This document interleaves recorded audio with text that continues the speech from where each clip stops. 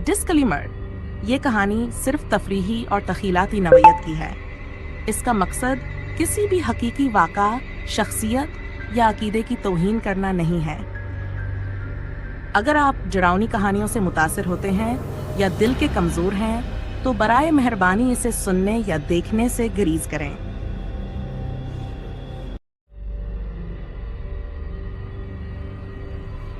कराची की एक मसरूफ आबादी में दो दोस्त अली और साद रहते थे।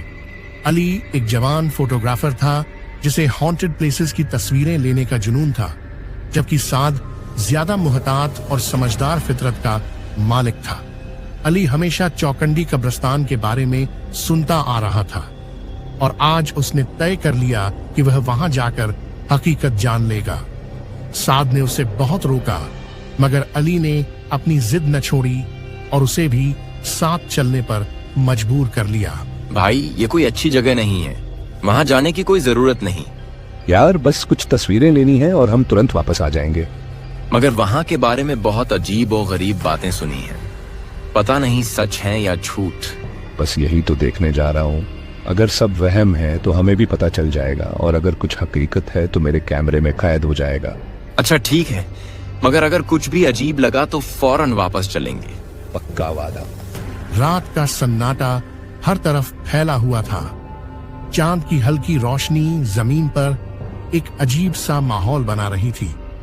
चौकंडी कब्रिस्तान के पुराने दरख्त अपनी सूखी शाखाओं के साथ ऐसे खड़े थे जैसे किसी का इंतजार कर रहे हों। जैसे ही दोनों दरवाजे के करीब पहुंचे, लोहे का गेट खुद ब खुद एक चरचरने की आवाज के साथ हल्का सा खुल गया। भाई, ये दरवाजा खुद कैसे खुल गया? यार, जंग लगा हुआ है, हवा चल रही है, इसीलिए ले।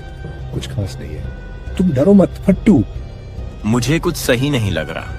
चलना यार, वापस चलते हैं। दिन के टाइम आएंगे तब बना लेना तस्वीर। यार, एक तो तुम बहुत डरते हो, सारी जिंदगी डरते ही रहना। डर मत, अंदर चलकर देखते हैं। अली ने आगे कदम बढ़ाया और साध ने हिचकिचाते हुए उसका साथ दिया। जैसे ही वे अंदर दाखिल हुए, एक ठंडी हवा का झोंका उनके जिस्म से टकराया और दरख्तों के खुश्क पत्ते सरसराने लगे। अचानक एक अजीब सी खामोशी छा गई, जैसे कुछ देखने या सुनने के लिए तैयार हो। साद ने बेइख्तियारी में अली का हाथ पकड़ लिया। क्या था ये? वे दोनों कुछ लम्हों तक हिचकिचाते हुए आगे बढ़े, जैसे कुछ गैर मामूली होने वाला था। भाई, ये जगह अजीब हद तक खामोश है, जैसे कोई यहाँ हमें देख रहा हो। बस तुम्हारा वहम है। मैं तस्वीर लेता हूँ, देखते हैं कुछ आता है या नहीं। अली ने पहली तस्वीर ली और जैसे ही कैमरे की स्क्रीन पर नजर डाली, उसके चेहरे का रंग उड़ गया। स्क्रीन पर एक सियाह साया वाजे तौर पर नजर आ रहा था। ये क्या है? भाई, कैमरा खराब तो नहीं हो गया? कैमरा कभी झूठ नहीं बोलता।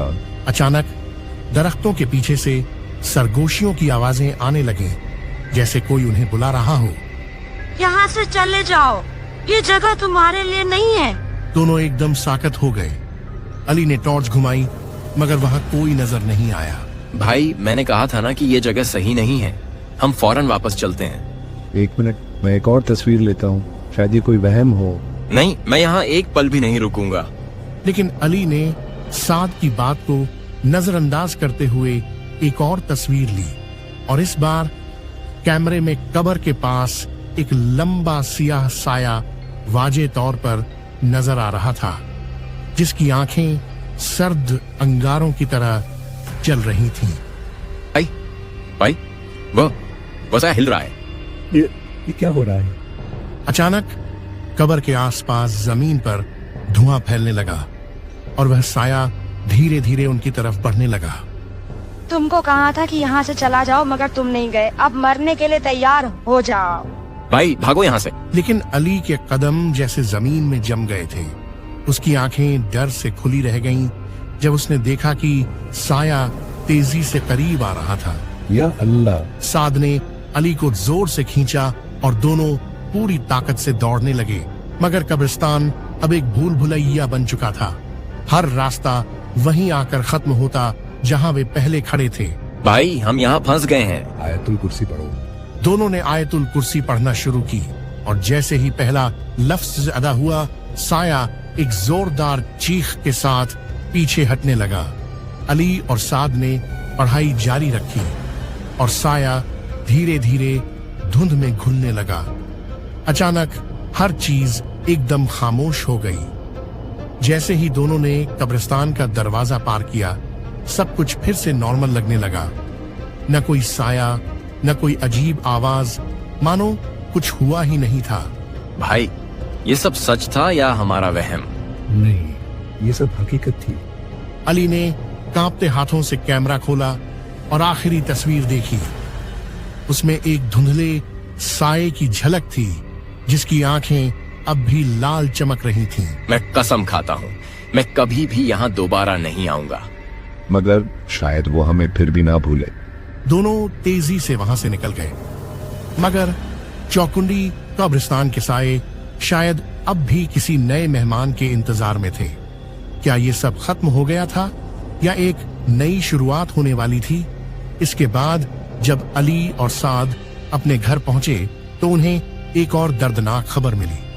चौकुंडी कब्रिस्तान में हुई एक नई पुरअसरार घटना जो जल्द ही उनके लिए एक नई मुसीबत बनने वाली थी।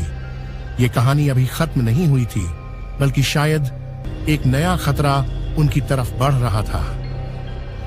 तो दोस्तों, क्या लगता है आप लोगों को अली और साद के साथ आगे क्या होने वाला था? इस कहानी का दूसरा पार्ट देखने के लिए हमारे चैनल को सब्सक्राइब करें।